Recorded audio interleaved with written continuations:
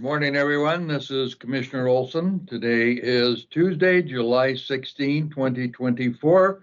We'll call this meeting to order at 8 a.m. As a reminder, our call-in number is 1-971-254-3149, conference ID 866-914-607#. Before we get started, I'd like to remind everyone to mute your phone. You can do this by pressing *6. Please unmute yourself when called to speak, again pressing *6. It's very important for all others to remain muted. Thank you. Okay, we'll start the meeting first with the Commissioner's roll call. I believe Commissioner Bell is traveling this morning to some meetings, but she will call in if she's at the right place at the right time. So, Commissioner Scar. Good morning. Good morning. Okay, we'll begin this morning, as we usually do, with Adventist Health. Eric, are you with us this morning? I am. Good morning, Commissioner. Good morning. This morning we have 14 patients in the hospital plus one brand new baby. Ambulance crews had a busy day yesterday. 10 911 transports, 2 transfers, and 2 transports home. 116 patients boarding in emergency departments across Oregon. That's 8 more than yesterday. 368 discharge delays, 3 more than yesterday. Just a quick little update on dialysis. We continue to work on finding a dialysis provider for us. We don't have anything formalized, but as soon as we can find another company to come in and provide dialysis service, I will share that information with you. We're having good discussions with some companies that have interest in coming to Tillamook. So that's the best news I can give you today. So with that, unless you've got questions for me, I'll go back on mute. Thank you, Eric. Any questions for Eric regarding the hospital or the dialysis unit? Well, I don't hear any, so thank you, Eric. Thank you for your good work, and hopefully something will come together on the kidney unit. Yep, so let's go. Thank you. Let's go on to the Coastal Caucus. I did hear Senator Weber. Are you with us this morning? Good morning, Senator. Good morning. I am with you.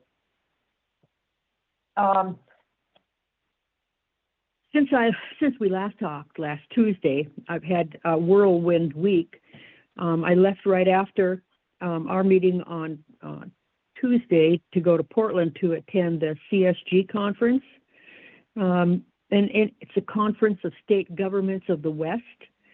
And it was a 4-day, really intense, action-packed presenters from all across the West, Canada, Alaska, Hawaii, Micronesia, to talk about the things that we are all in agreement on as to problems. You know, sometimes we think that we're in a bubble and all of the problems we have are only our own. But when we start looking across the country, we see that we're not alone, that the problems that we're facing are also things that are facing all across the West. And so it was really refreshing to see that people in other states were having the same problems. And when I say refreshing, it means that there are more people working on these solutions than what we had anticipated. And so there was a lot of work done on housing trends. They had people coming in to talk about trends across the whole country and what it's going to take to be able to get a person into their first home. The percentage of down payment that's going to be increasing, that's going to cause a lot of problems for folks. We talked about workers, how we're going to increase our workforce, how we're going to keep people working. Children's mental health was a big topic. Invasive species, we had a lot of people from Idaho come and talk to us, especially about the challenges that they're having with invasive species. And we know because of green crabs and other issues along the coast that we are also because of the change in the climate, experiencing a lot of these issues with invasive species. We talked about kidney care. We are not alone in our search for someone to help us with the dialysis issue. It seems to resonate across the whole West. There was treating obesity, employee wellness, wildfire management, and we talked a lot about wildfire management, especially since the upstart of the fires in the eastern part of the state. And we also talked about student achievement, schools, education, curriculum. We had fabulous keynote speakers every day, and the last day was probably the very best. It was Daniel James Brown, who is from the Seattle area, and he was the gentleman who wrote The Boys in the Boat. And so it was interesting to hear his perspective on the 1936 Olympics and all that happened. In the meantime, I took time out to attend some task force meetings because this week, of course, we have our substitute task force and our hunger task force, and the other one, absenteeism. So in addition to attending all of those sessions, which were very, very educational, I also had time for all of my regular meetings. And this week, I'm going to be, I've already met with Clatsop County commissioners on an issue. I'm trying to put together a meeting on water resources for Clatsop County. I'm going to be attending the Columbia County Fair and discussing water issues in that area also. And this weekend also is the much anticipated groundbreaking ceremony for our new health facility in North County. I'm really anxious to be able to be there and, get that started, get it kicked off. There's been so much support, especially from North Tillamook County, to be able to accomplish this, that it's going to be a wonderful facility. It's going to really help us in Tillamook County. And on next Tuesday, I won't be here because I'll be joining Senator Lieber in Astoria for an in-depth look at what Clatsop County is rolling out for its deflection plans related to the 110 makeover and their drug court. In the meantime, we're going to be talking about several issues in Coastal Caucus this week. Of course, we have some of our members that are at the convention, but we have some real issues that we need to be discussing related to timber and water and invasive species. And so we'll have our meeting this week to discuss all those things. Other than that, you know what? After all the heat in Portland, I thought I was, with all of the pavement and the buildings, and dang, it was hot.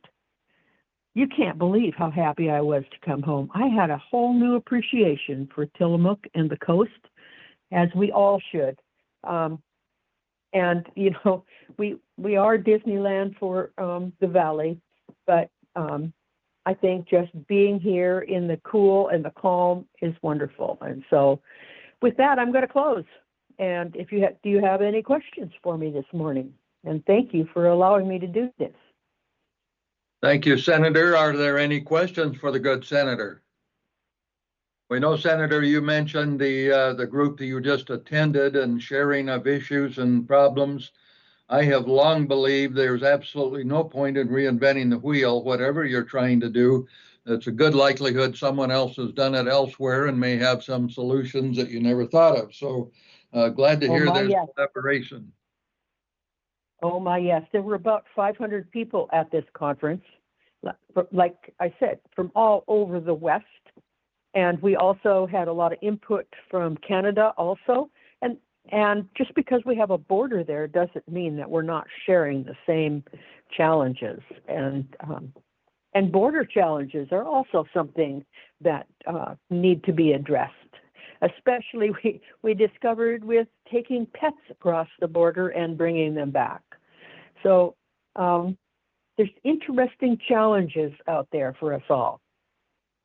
Well, there certainly are, and thank you so much, Senator. And you're right, the Oregon coast has always been a wonderful place to be, but I happened to be last weekend in the Portland area as well, and it was in the high 90s, not quite 105, but I was ever so glad to come over the crest of the hill and get back here, and the temperature dropped 20 degrees within about 5 miles, and it was quite comfortable. So you're right, we live in a pretty good place. Yes, we do. So thank you so much. Let's go on. Representative Javity, are you with us this morning?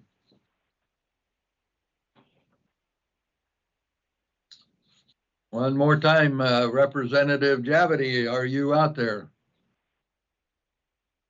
Well, I don't hear him. Summertime, he may be traveling or off at some conference as well. So let's go just on down the list. Our County Community Health Center, Ed, are you with us this morning? Yes, good morning, Commissioner, and good morning, Tillamook County. Well, July is Disability Pride Month, which has been celebrated annually since 1990, when the Americans with Disabilities Act, or the ADA, was passed by Congress. This month, we celebrate and honor people who have or are living with disabilities, focusing on their unique lived experiences, talents, and skills. Disability, whether visible or invisible, can happen at any point during our lifetimes, and disability looks and feels different for each individual. Celebrating disability pride includes expanding your consciousness of those living with disabilities and reflecting upon their contributions. Increased awareness invites opportunities to change how disability is perceived and stigmas, and promote expanded appreciation as a natural part of human diversity. Well, summer's halfway through, so it's time to start thinking about your fall vaccinations.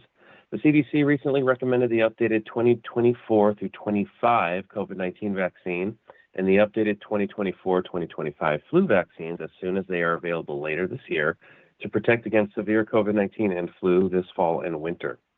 So regardless of whether you've had a COVID-19 or flu vaccine previously, they recommend everyone aged 6 months and older to get the updated 24-25 vaccines coming out this September or October to protect against potentially severe outcomes. The viruses that cause COVID-19 and the flu are always changing, and vaccine protection reduces over time, so it's important to restore and enhance your protection against the current circulating virus variants. It is safe to receive a COVID-19 and flu vaccines at the same time.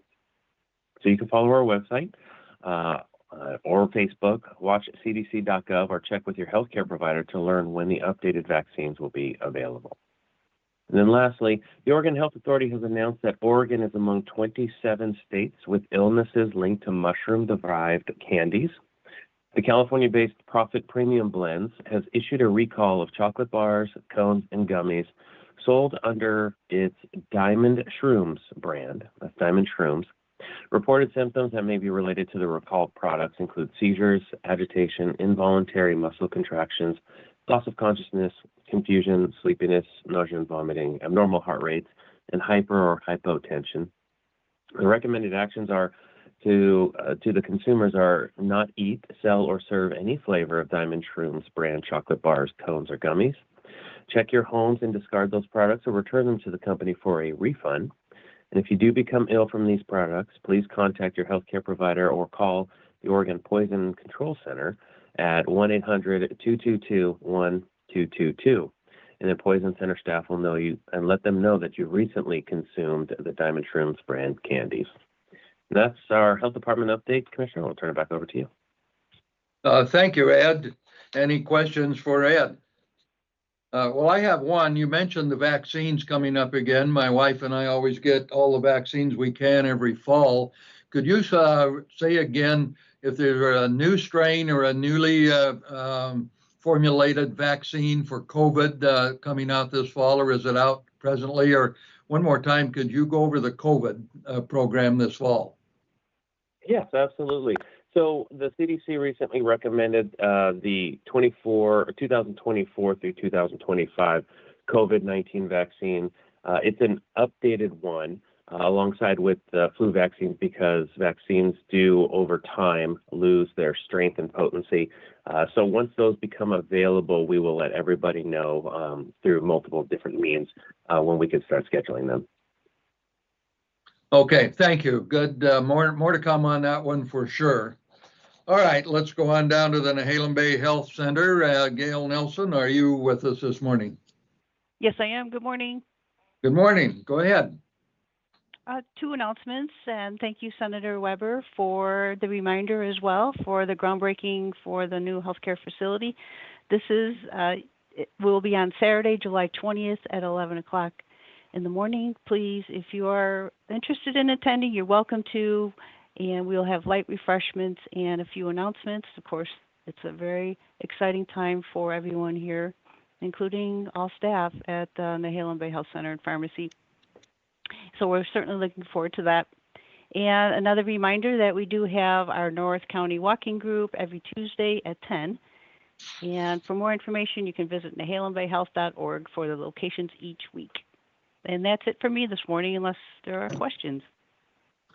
Questions for Gail? Well, thank you so much. We'll hear from you next week. So let's go on to the Tillamook Family Counseling Center. See if Frank Hanna-Williams is with us. Frank, are you there? Good morning, Commissioners. Morning. Frank Hanna-Williams, Director, Tillamook Family Counseling Center, Behavioral Health Services for Tillamook County residents.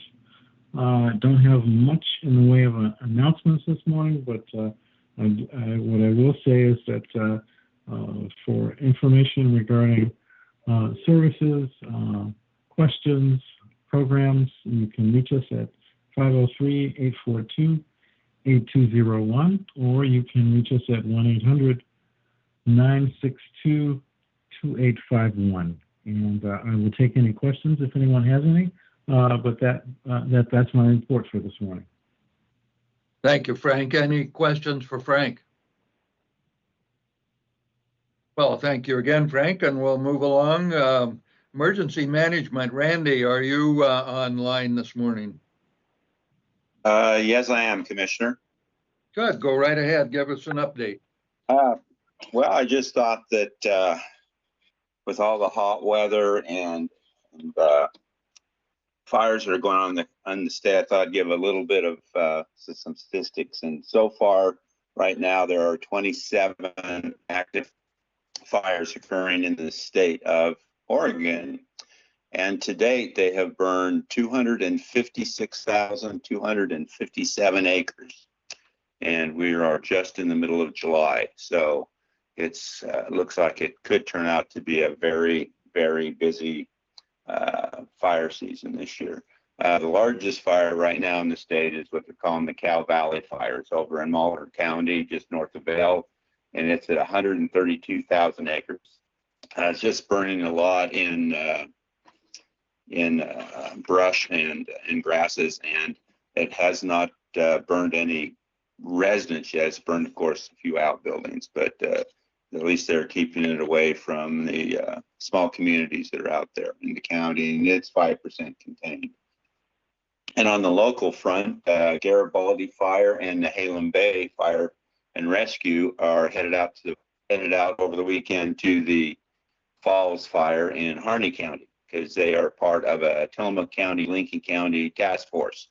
So they've sent each have sent an engine or two with some firemen on that to assist in these fires. And of course, as they do not put any of their residents at risk by doing this, it's something that they can do and maintain the fire protection that they need within our county. So you don't need to worry that we're sending our fire resources outside the county, because they are definitely covering their needed territories here back in Tillamook County. So with that, just be extremely safe if you decide to use any type of fire. And of course, the ban burn's in effect. So that's restricting, no burn barrels, no burning brush in your backyard. You can have your little campfire, and that's about it. But I do suggest that you get a hold of the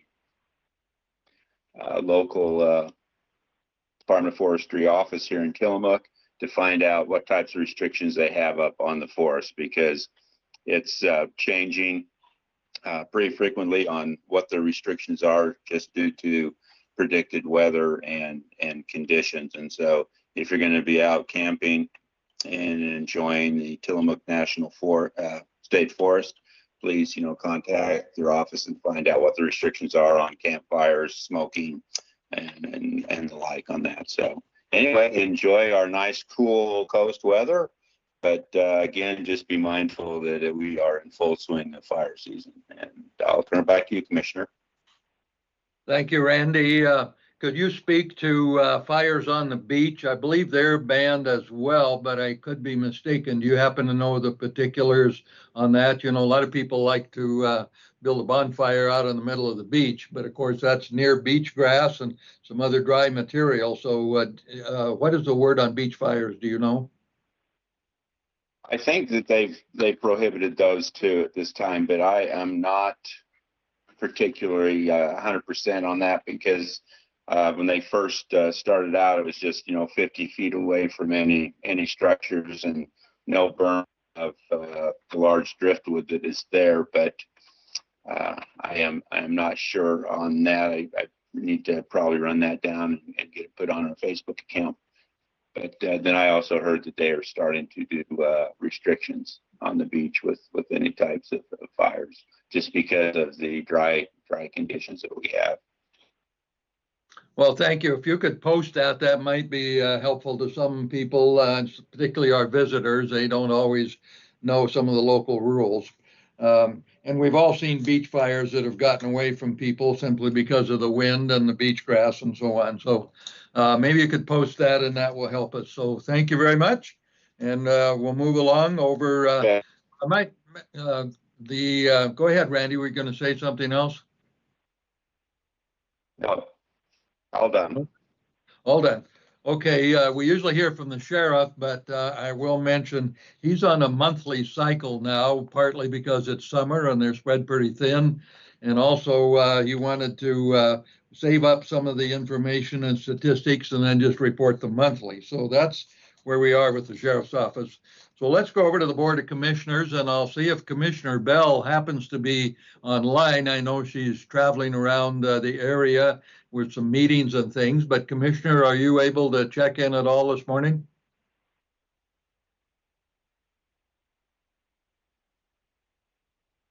Well, I don't hear, so let's go to Commissioner Scar. I know she's here. She returned from a well-deserved vacation. So Commissioner Scar.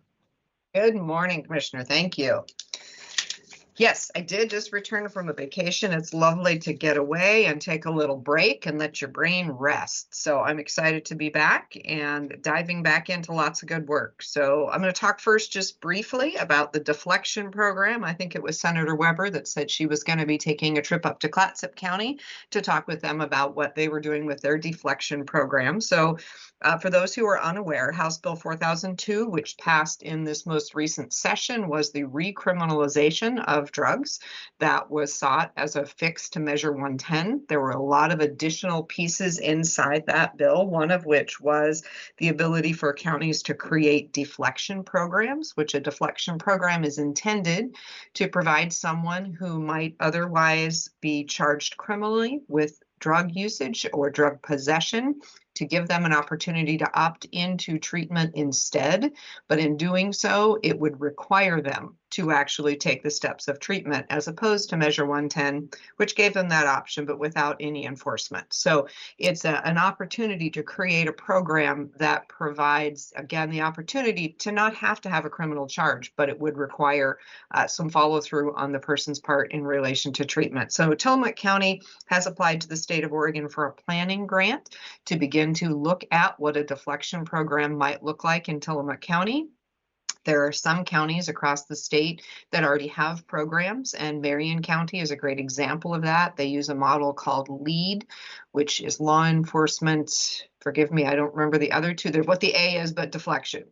So we will be looking at that model among others to determine what is right for Tillamook County. And it will be a partnership with law enforcement, the district attorney's office, the courts, our mental health providers, our medical providers, our social service providers. So it's going to be a large lift to look at bringing something like this to the county, but it is something that currently the state has funding for. So we're taking advantage of the planning funding to really see what sort of a project might work in Tillamook County. So more to come on that over the next year. But as you are hearing about deflection throughout the media, et cetera, please know that Tillamook County has, again, all of the right partners at the table and is looking at, is that an option and a good option for us? Another project that I continue to be up to my eyeballs in is the timber revenue replacement.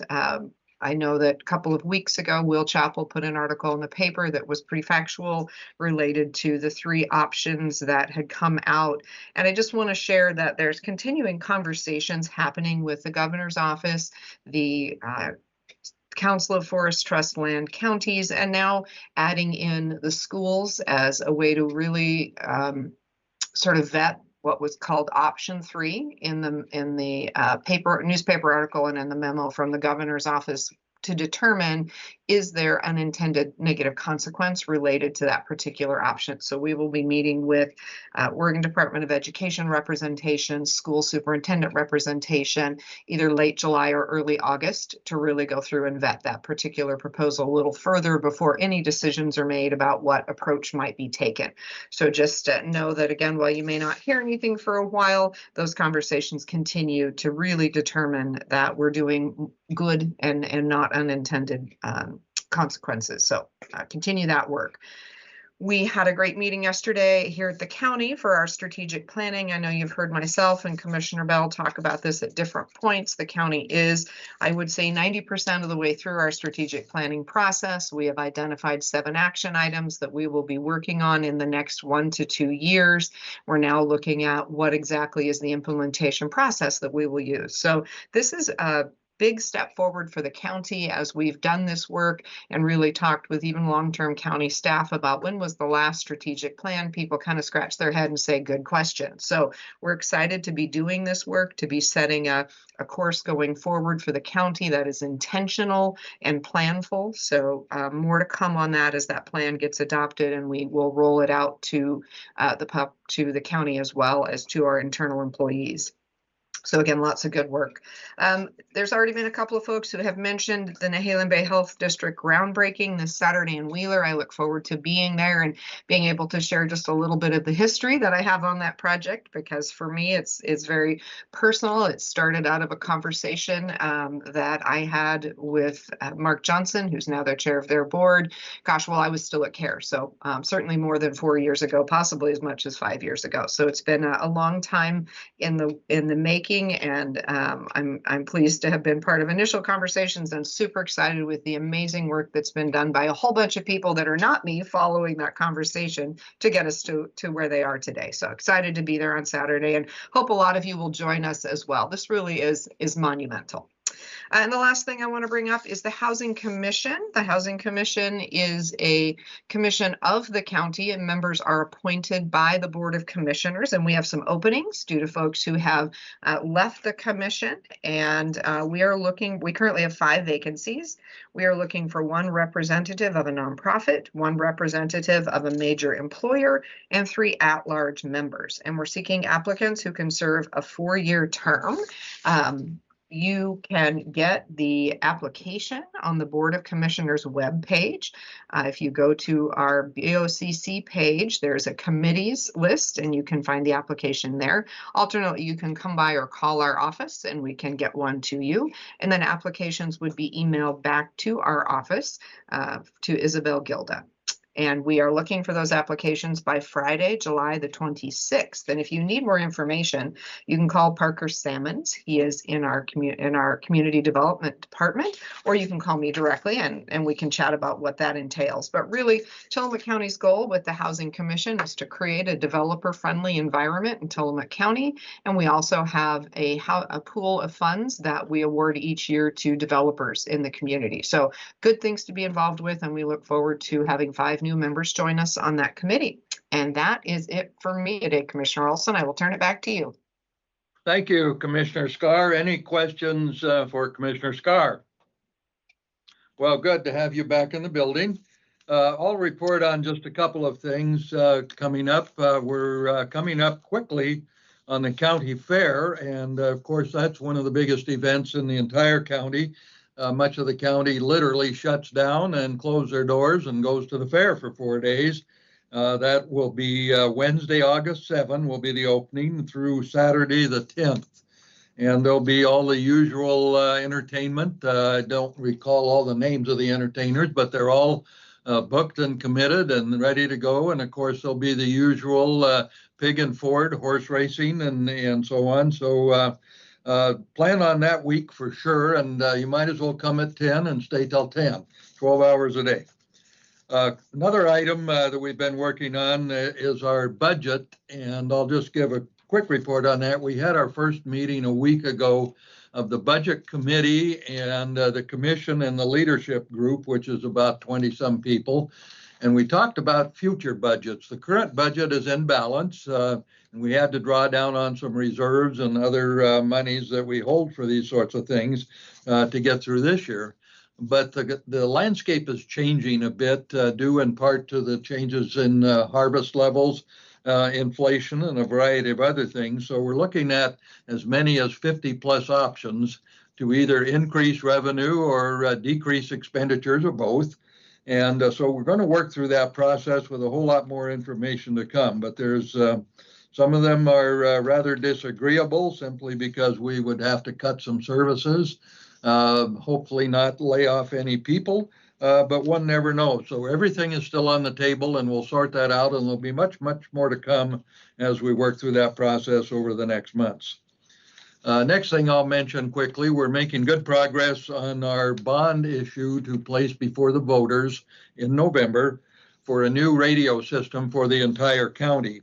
And that's a radio system that would involve all the various police agencies, city police, as well as the county sheriff, all the fire departments, the medical services, the ambulance service, Tillamook PUD, some of our public works vehicles, possibly the transportation department. We currently have a system that is well over 20 years old. It was purchased and put in place before iPhones were even invented or on the market. And so a lot has changed, as you can imagine, in the last 25 years, including technology. Some of the parts now, if you can find them at all, they have to obtain them on eBay or other auction type services. And that's certainly not the way to run a public safety radio system. So it looks like the bond issue will be for just over $24 million, which works out to about 32 cents per $1,000 of assessed valuation. And I know that's confusing for some people, so we'll have literature and talk about that more, literature that will explain it. But it costs some money, but it's not terribly expensive. But of course, that's all relative depending on the value of your property and your own income and so on. One of the important things to remember on the radio bond will be that about 40% of all the property taxes in Tillamook County are paid by people who don't live here, at least don't live here full time. And so I think we are all aware of the impact that our visitors have in terms of law enforcement and pressures on our water and wastewater systems and fire departments, search and rescue, all of that. So at least to upgrade the system, a good share of that money would be paid by the people who actually are the visitors. And so that's something to remember as we move forward on that project. More to come on that one as well. The last thing that I'll mention this weekend, in addition to what you heard about the groundbreaking up north, that's the annual Dory Days down in Pacific City, 75 miles to the south. That event has been going on now for 65 years. And there's a big parade, there's a fish fry, some fairs, lots of other things going on. And as I said, the 65th year, and it's now part of what is known as Oregon Heritage Traditions. And that's an organization, the Oregon Heritage Group, that puts together festivals and events and recognize them for their uniqueness and longevity in Oregon. in order to even be considered, you have to have been doing whatever it is you do for over 50 years. And so there's only about maybe a dozen, 24, 20 some maybe that are in this group of all the hundreds and hundreds of events. So Dory Days is in pretty good company, along with the Portland Rose Festival, the Pendleton Roundup, the State Fair, the Sandcastle Contest in Cannon Beach, and a few others that have been around all those years. So we're all set to go almost for this weekend. The parade is at 11 o'clock. So with that, I'll stop talking and we'll go on to our cities. And so I'm hoping Mayor Stock is on from Manzanita. Are you with us this morning, Mayor? I am here, Commissioner Olson. Thank you. Good to be here. You're welcome. Good morning. So I've got a few brief updates from the city of Manzanita. We had a really good and productive council meeting last week on the 10th. It's always great every month to get together. Unfortunately, we weren't able to do that meeting in public. We did it on Zoom. It was public, but it wasn't in person, I should say. So that was for logistical reasons, and I'm very much looking forward to getting back into our Pine Grove, who were kindly allow us to rent a room from them for our public meetings until our city council hall will be ready with our new city hall next summer. So good meeting and happy about that. On the same day, we also had a very good and again productive workshop on short-term rental policy. We've had a very dedicated group of volunteers who are on a committee that was set up a few years ago now, and they've been working on policy possibilities for us if we should decide to make a change going forward. So we had the first of what I hope are going to be several discussions about that. It was informative, and it was really clear they had done a lot of very good work, and that was much appreciated by everyone. So that was the past. Looking forward, we do have a Coffee with Counselors meeting that I'll be participating in this week on the 18th at 9 a.m. The Offshore Grill, a local restaurant here in Manzanita, supports us by letting us be in there and provide space for what normally would be a meeting held in a public place, but we're doing a great job of getting help from people for these meetings, again, until we've got a suitable facility. We're going to be focusing on our Public Works Department this week, and I'm looking forward to questions and to co-host that with our Public Works Director, Dan Weitzel.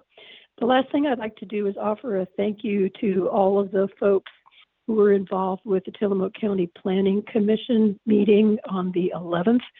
The main item, I think, on the agenda was to review the master plan and give approval to the master plan for the Nehalem Bay State Park. The plan and its impact, not just on the park, but also on traffic, had raised some concerns with citizens in Manzanita, and it's also an area that we focused on because it became a priority for us as we looked at our transportation plan, our long-range plan, work that got confirmed last year. So two things, I guess. I'd like to say thanks to Chris Lady, who was there from Tillamook County Public Works, for his support. And I'd also like to thank the citizens who showed up to that meeting and gave good input. And then finally, and I know we don't really talk about the Planning Commission so much on these calls, but I'd like, if anybody is listening or could share this, I'd love to personally thank every member of that Planning Commission. Those commissions, like a lot of groups, are really working hard and put a lot into those meetings. And that was just reinforced for me from a person from Manzanita who drove down to Tillamook for those meetings. And she said she finally left the meeting at about 11:30 to drive back home, and they were still going hard at it. So thanks as always to the people who dedicate their time and do the very best job that they can to help us kind of create a good path forward for everyone, especially when we have plans for growth. So with that, I'll close. Just thank you, and that's it for Manzanita. Thank you, Mayor. Any questions for Mayor Stock? Well, I'll comment on planning commissions. I've never served on one, but I've been to quite a number of their meetings in one location or another. And they can be very dry and boring, I guess, if you're not really into what they do. But you're quite right. The people who serve on that without any compensation, sometimes they get a cup of coffee or a bottle of water, and that's about it. But they help shape the future of our cities and counties simply by applying the laws and modifying them and making some decisions where decisions are able to be made. And it's almost a thankless job, so I appreciate your calling them out, because these people do frequently come to a meeting at 6:30 or 7, and at 11 o'clock at night, they're still going because of the complexity of the issue. And so they don't get much recognition. So I'll thank you again for mentioning them and the people who serve on the counties, and I think cities have them as well. And they really, it's really a dedication and a labor of love. So we'll pass that along to all the Planning Commission people. Okay, on to Nehalem. Anyone from the city of Nehalem? Not hearing anybody. How about Wheeler? I think there's a new city manager in Wheeler. Perhaps we can get that individual on next week. Down to Rockaway Beach. Good morning, Tillamook County. This is Charles McNeely, Mayor of Rockaway Beach. Good morning, Mayor. I'm going to start with something that really for the commissioners on the Rockaway Beach Community in Oregon Facebook page. There's been a flurry of comments about a new food cart that's being installed at Hollyhock and Highway 101, and people are very, very concerned about the impact on traffic in the neighborhood and on 101. I don't know what involvement the commissioners have had in this or awareness you have of it, but if you have anything you want to share about it, I'd appreciate some comments or observations about this situation.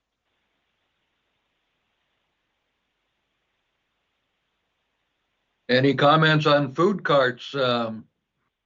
Interesting Hollyhock topic. and 101. Yeah, Hollyhock and 101. So Mayor, I'm not familiar with it. I can check with our planning department. I would assume if it's going in, it's because it is allowed under the zoning code to be there, which would just be how those things work. But I can check with our planning director and get back to you if there's anything different than that. So you said 101 and Hollyhock? Yeah, and who would our community members go to express their concern? Well, I think we need to find out if it is an allowed outright use, in which case concerns can be expressed, but really there is nothing that would change based on that if it is an outright use. If it was a variance or something like that, then there would have been a land use process leading up to it where comments would have already been taken. But let me confirm, it's also possible someone perhaps has parked a food cart there and has not gone through the process. That would be, the only space I think where there would be that opportunity. But again, let me check with Sarah Absher and I will get back to you directly. Super, thank you. I appreciate that. You betcha. All right. On to Rockaway Beach specifically. Our city council workshop and meeting is Wednesday, beginning at 4:30 p.m. at City Hall, and on Thursday, our planning commission. Speaking of planning commissions, will meet at 5 p.m. at City Hall. I've mentioned our acquiring a new business license software before. Well, it's all ready to go, and our businesses will receive their renewal notices shortly. And the exciting thing is this software will really allow us to have better communication between the city and our business community. The city submitted its quarterly housing assistance grant report this week. This grant is funding the work of Cascadia Partners, which will assist the city in bringing its planning program into compliance with Senate Bill 406. Cascadia has completed the code audit review. The review included that of our zoning code, subdivision ordinance, and comprehensive plan, and Cascadia will complete the process by drafting suggested revisions to bring these documents into compliance with 406. Tentatively, it looks like the Planning Commission is scheduled to take a first look at their work, Cascadia's work, in September. We've wrapped up our contract and pricing negotiations with Granicus for our SDR program management, and we'll be rolling that out soon. And good news is we were able to negotiate some significant price concessions in that process. And then I'll just end with kind of a feel-good story about our fire chief. 3 years ago on July 8th, Chief Hesse responded to a medical call and saved the life of a man in cardiac arrest. Every year on the event's anniversary, this individual reaches out to Chief Hesse and thanks him for saving his life that day.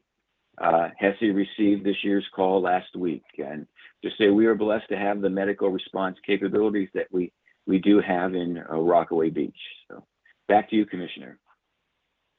Well, thank you, Mayor. That is a good story indeed, and that is why we value our first responders. I think most of us can tell a story where they got there in time and helped somebody keep going. So good story, and again, thanks to all those who do that.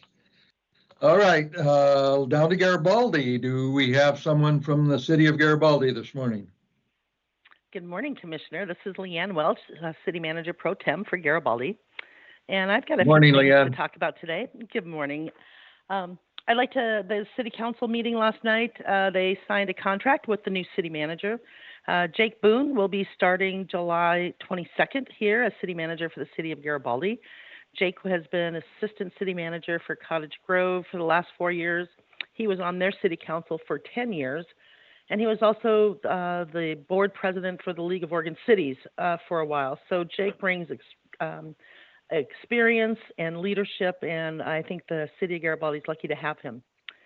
The City Council gave staff direction last night to move forward with the Community Action Resource Enterprises CARE for help with utility bills for Garibaldi citizens that may be experiencing lower income at this time.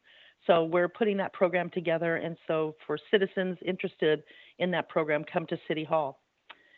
Connie Corey initiated the Garibaldi Emergency Preparedness Committee. Garibaldi is one of the kind of holdouts here of emergency preparedness committees, and so if anybody in Garibaldi is interested in emergency preparedness, Connie would be happy to have your help, so please contact City Hall. We are also planning Garibaldi Days. So Garibaldi Days is July 26th through the 27th. The parade is Saturday, July 27th at 11 a.m.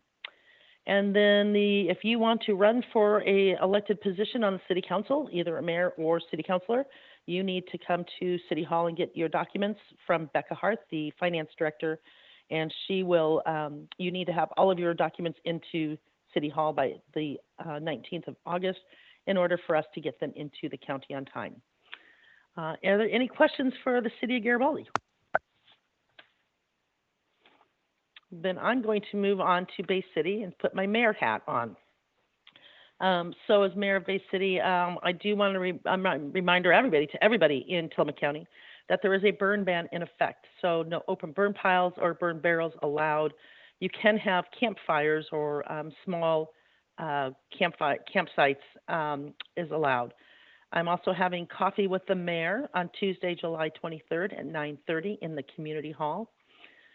We are working on the Pearl Festival. So the Pearl and Oyster Music Festival is August 23rd to 25th. So if you want to be, we're still right now collecting vendors. And so if there's anybody that wants to be a vendor or especially food, please let us know. Come to City Hall.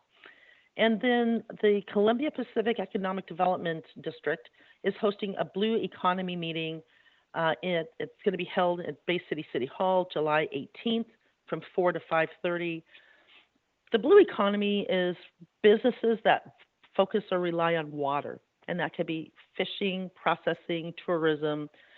I don't even understand what all those businesses are, but we're here to learn. Columbia Coal Pack really wants to know about, from businesses, what could help them in their industries. So this is for countywide, anybody working in a business that relies on water, please come to this meeting July 18th from 4 to 5:30 at Bay City City Hall. With that, I'll turn it back over to you, Commissioner. Oh, thank you, Leanne, and thank you for calling out the coal pack. I should have mentioned that myself since I sit on that board.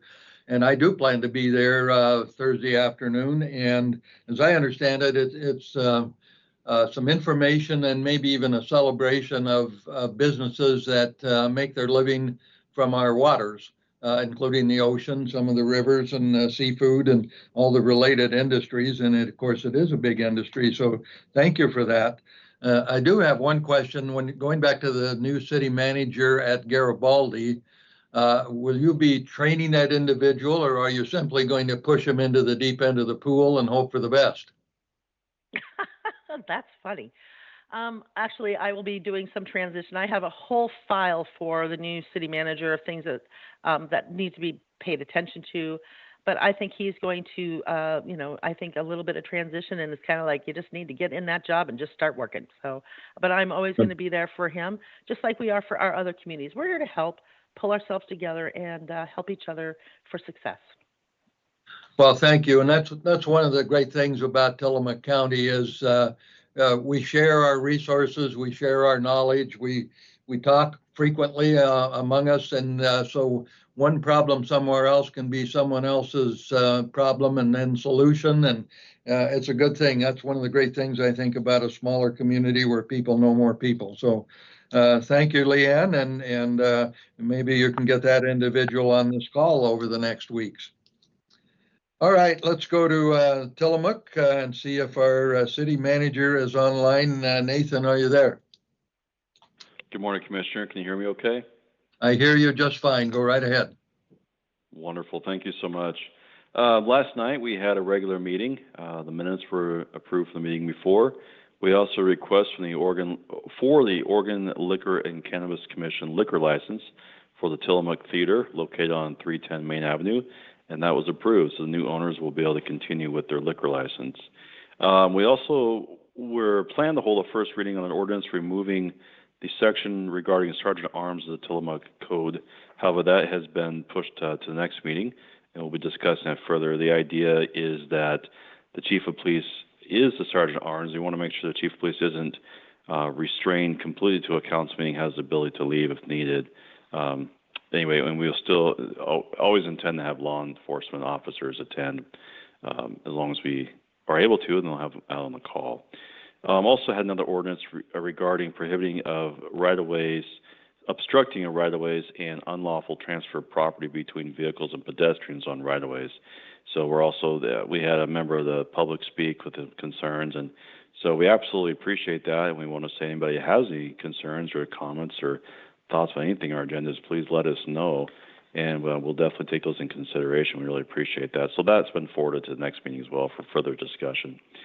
That's basically the biggest issue with that is the intent. I guess the intent behind that is to not allow people to transfer property between vehicles and pedestrians, which in numerous ways is very helpful to our police department. Gives them another tool to help enforce laws. We had the city manager report, financial report, planning commission, liaison report. We did not have because there was not planning commission last month, excuse me. Urban Renewal Agency report and our Housing Commission report is from our appointee, which is our city planner, and that was on the agenda as well. So, and just wanted to state that one of our councilors, Councilor Reynolds, had praised the great work that our code enforcement officer, Kenny Moreland, has been doing in our city, and he was really pleased, and we're all very pleased with the work he's been doing.